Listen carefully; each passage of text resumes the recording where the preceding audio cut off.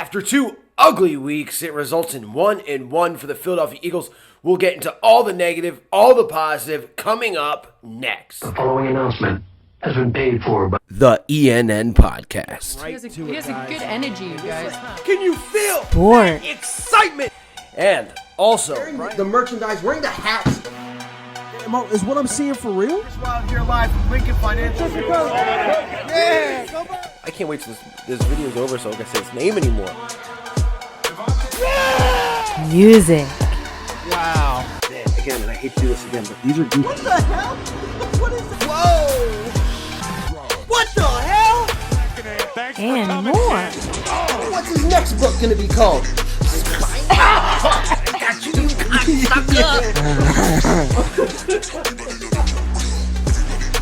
did not see that coming.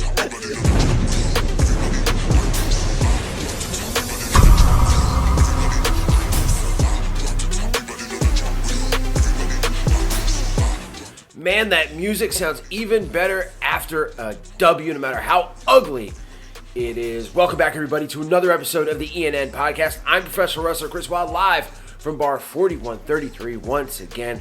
And I know what many of you are thinking. Oh, this guy only does reviews after a win? I mean, because the Commanders embarrassed the Eagles on Monday night, and you didn't hear squat from the heart killer Chris Wild himself.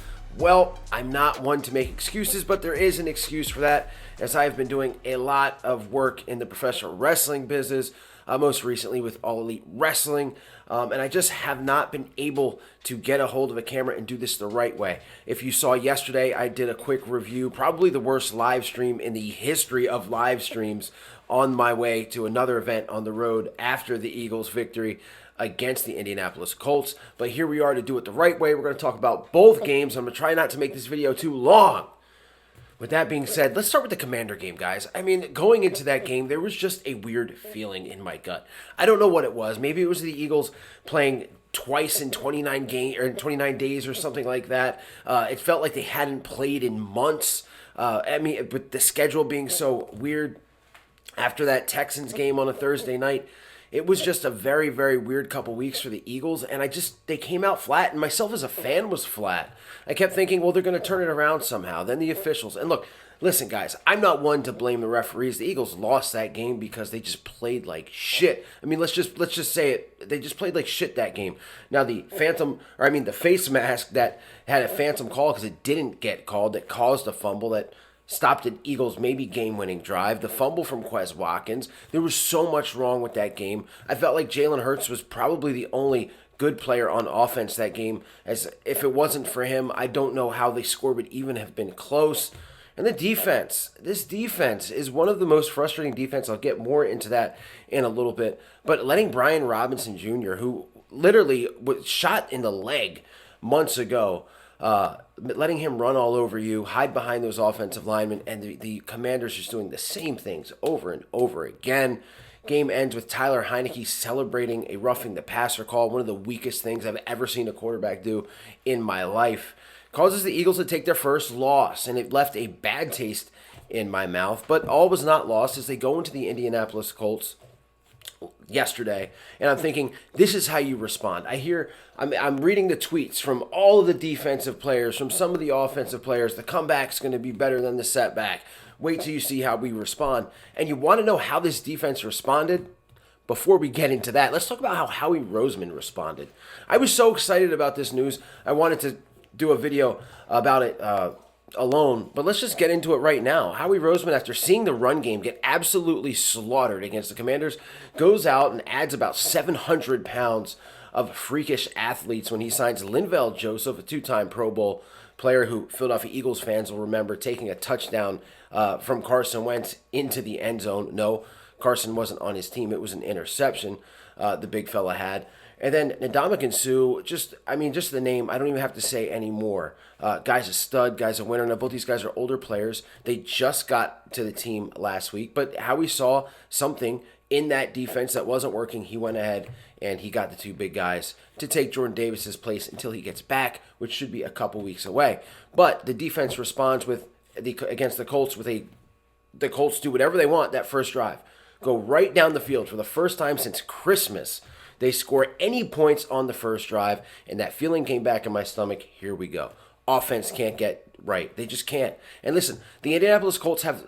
Let me say this first, guys, and I know I'm kind of all over the place, a little bit excited to be back in front of this microphone.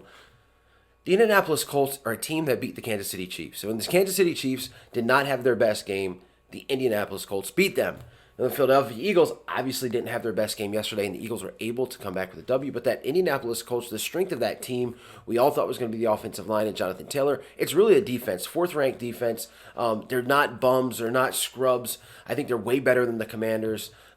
And again, they would not let the Eagles offense get rolling, and the Eagles wouldn't. I mean, the penalties. Can we stop with these penalties, guys?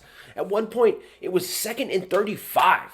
These penalties, shooting themselves in the foot, is insane. Losing Dallas Goedert to that face mask, which hurt his shoulder and took him out for probably another 3 weeks, hurt the Eagles in many ways yesterday. You saw the tight ends, it seemed like, get penalized on every play, even on special teams, which the Eagles, as special teams is another thing. They might have the worst special teams unit in the league. I feel like there's no punt return game. There's no kick return game. It's just terrible all around. They still have to fix that. But the special teams at this point isn't losing games. But the offense just couldn't get anything done. And then when they finally started to get stuff done, you see A.J. Brown with an uncharacteristic fumble that I thought was going to be the game. I thought that was the end. And Jalen Hurts, man, I can't say enough about this guy. But before we get to him, let me finish up on the defense. Ndamukong Suh and Lindell Joseph. First off, kudos to Tracy Rocker for getting these guys. Tracy Rocker is the defensive line coach. Kudos for him getting these guys ready. I didn't even think Suh was going to play. He got here Thursday. Joseph got here Tuesday. They literally had a week to learn plays and get their body right. These two guys, they caused trouble for the Indianapolis Colts. After that first drive, Jonathan Taylor didn't do squat against the defense. I've got to give it up to Jonathan Gannon. I have to. I don't want to. But they kept the Eagles in the game. And then later in the game, the two of them both shared a sack. They obviously, already are just paying dividends. I can't imagine, and I'm excited to see what these guys do once they get more familiar with that playbook and their bodies get more football ready.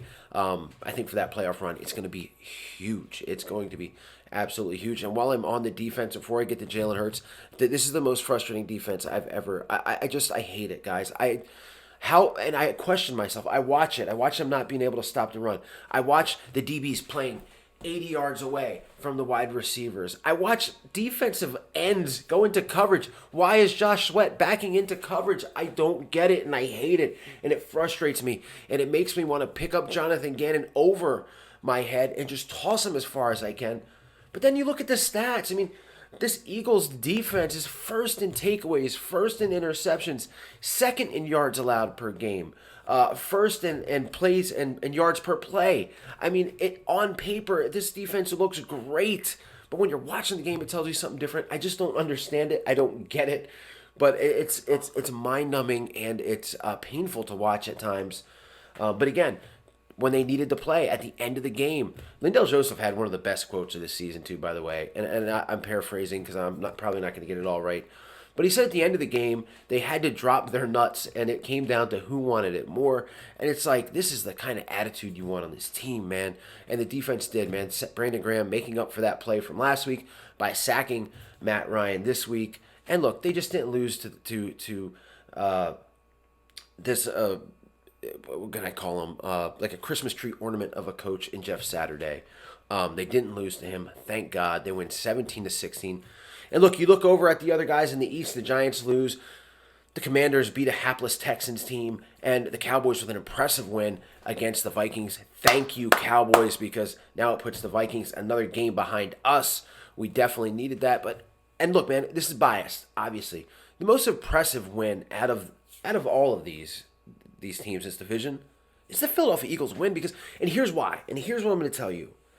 And taking nothing away from the Cowboys absolutely smacking the shit out of the Vikings.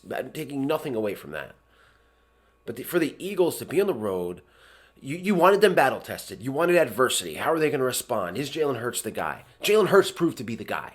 When the game was on the line, he threw one of the prettiest touchdown passes I've seen to Quez Watkins. Then takes the ball. Takes the ball on the team on his back and runs all the way down the field for the game-winning touchdown. He absolutely proved why he is the guy. He absolutely proved why he is, in my opinion, a franchise quarterback. And this win is going to be muscle memory for these guys. When it really counts, when you're going to the playoffs, when you're in the playoff run, and you're down, this game's going to be in the back of their head. We've been there before, guys. We can do it. Again, would I rather have seen a 40-3 Eagles thrashing of the Indianapolis Colts? Of course, as a fan, I want that.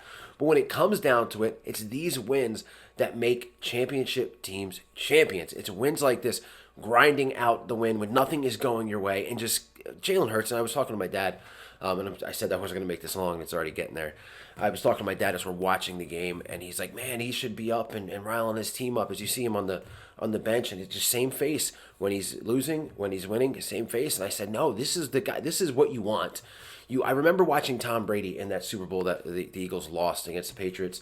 And I remember when the Eagles went up, and Brady was just stoic. He was just on the sideline, no expression, just having a catch. And I'm like, man, this dude, like, nothing bothers this guy. That's how I feel about Jalen Hurts. Nothing. He's not too high, not too low. This is the exact type of quarterback that you want in this city, guys. And look, I'm hyped. The Eagles are 9-1. What more can you ask for? Again, could we have had a prettier win? Yeah. But sometimes it's the ugly wins that counts. And I think, again, you wanted adversity. You wanted these guys to be battle-tested. They had all of that yesterday. I'm going to do another video on Nick Sirianni because this one's getting a little bit long, guys. But I hope you enjoyed it. Please, if you hadn't hit that subscribe button, hit the subscribe button. Let's get these viewers and these subscriptions up because the Eagles are having a pretty damn good season. I'm having a pretty damn good year. And let's go. Let's effing go. Everybody stay safe, stay healthy, go Birds, and I'll see you later. E-A-G-L-E-S, Eagles! E-A-G-L-E-S, Eagles! I need Eagle Nation to stand.